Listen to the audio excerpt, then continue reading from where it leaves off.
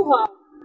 Je témoigne sur mon avortement passé pour que vous, jeunes gens et jeunes femmes d'aujourd'hui, soyez mieux informés que je ne l'ai été des dommages créés par l'avortement. Je parlerai de ces dommages à la lumière de ma guérison physique, émotionnelle et spirituelle qui s'est passée dans les 13 dernières années. Mon IVG date de 1979, c'est-à-dire peu après la loi Veil. J'avais alors 18 ans et j'étais étudiante en Cagne. Influencée par la campagne médiatique autour de la loi, je pensais que l'IVG était une grande victoire des femmes et que l'embryon n'était pas un enfant.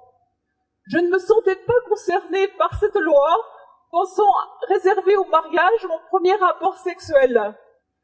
Suite à ma rencontre avec un homme beaucoup plus âgé que moi, les choses se sont passées différemment. Beaucoup trop intimidée pour donner mon avis sur cette question des relations sexuelles, avis qui ne m'a pas été demandé, je me suis retrouvée enceinte. Consciente d'avoir été utilisée, j'ai pensé immédiatement j'avorte et heureusement que la loi Veil existe. Mal informée, sans soutien ni ressources propres, l'avortement semblait être la seule solution. En avortant, je pensais effacer ma grossesse. Le jour de l'avortement, l'anesthésie émotionnelle s'est dissipée en voyant arriver en même temps que moi un couple dont la femme arrivait pour accoucher. Mais seule, n'ayant pas d'autre issue, je n'ai pas cherché à m'échapper et l'avortement était pratiqué sous aspiration. Je me suis réveillée, et sous anesthésie générale, je me suis réveillée en ayant extrêmement mal au ventre et en entendant les cris des autres femmes qui accouchaient dans les chambres voisines.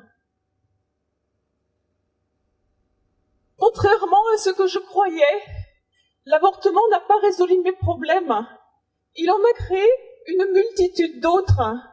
Voilà ce que personne ne m'a dit.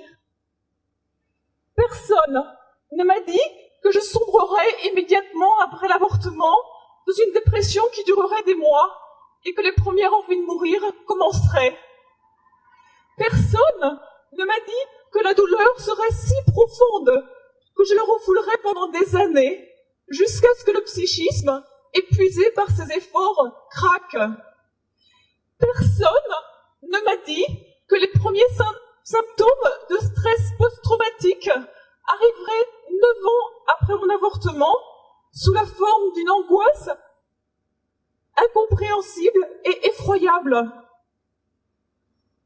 Personne ne m'a dit que 11 ans après mon IVG, il y aurait 3 ans de souffrance intense et 7 hospitalisations pour venir à bout d'épisodes de dépression suicidaire et d'épisodes d'hyperexcitation où je me voyais chercher à échapper à une mort imminente.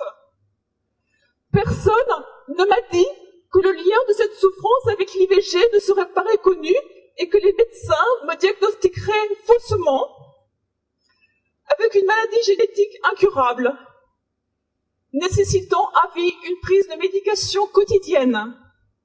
Personne ne m'a dit que 16 ans après mon IVG, avec la naissance d'un fils, toutes les conditions seraient réunies pour faire remonter le traumatisme de mon avortement.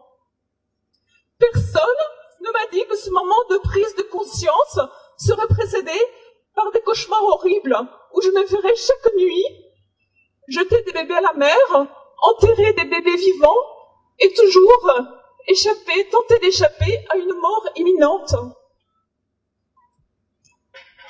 Personne ne m'a dit que pour les 3 mois de mon bébé, une petite phrase provoquerait l'effondrement de 16 ans de déni de réalité.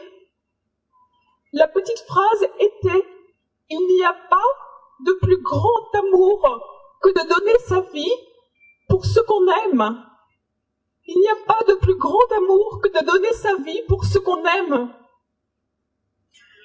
Personne ne m'a dit que je serais alors submergée par le désespoir en réalisant qu'en avortant, j'avais fait le contraire.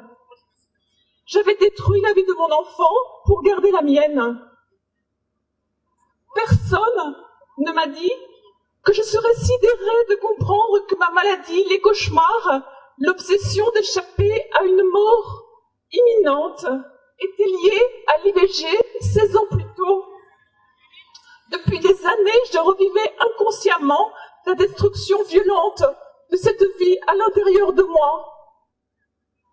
Personne ne m'a dit qu'en faisant le deuil du bébé que je ne tiendrai jamais dans mes bras, le processus de guérison post-IVG commencerait 16 ans après.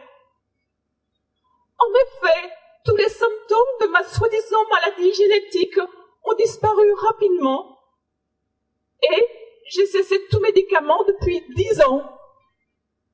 Personne ne m'a dit qu'une fois la fin du déni, je pleurerais pendant des années sur mon bébé perdu. Personne ne m'a dit combien je serais brisée par le remords tout au long de ce processus de reconstruction.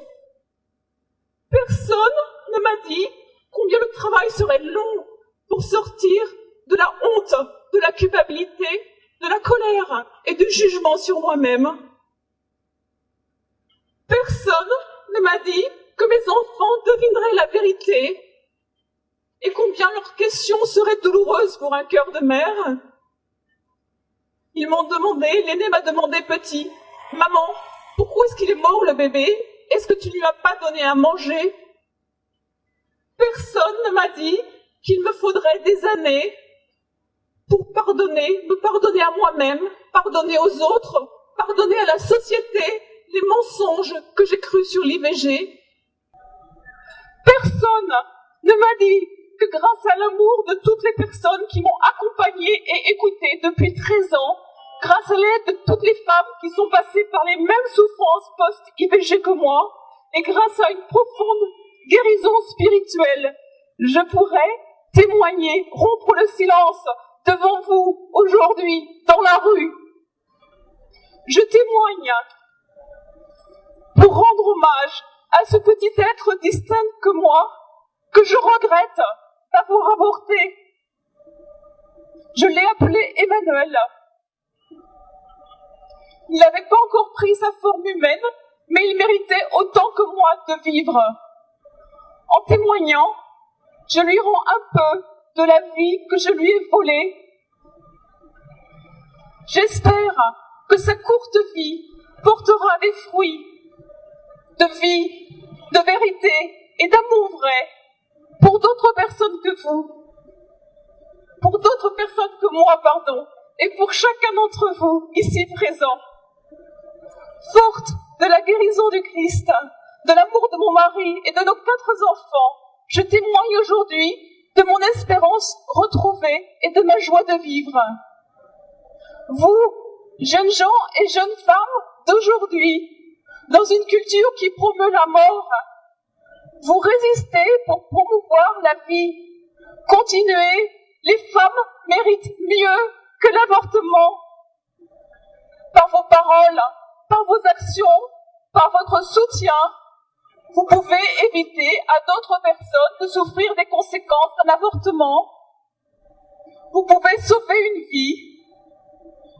À chacun d'entre vous, je dis merci d'être là et merci de tout ce que vous ferez pour protéger et défendre la vie. Merci beaucoup, Anne-Hélène.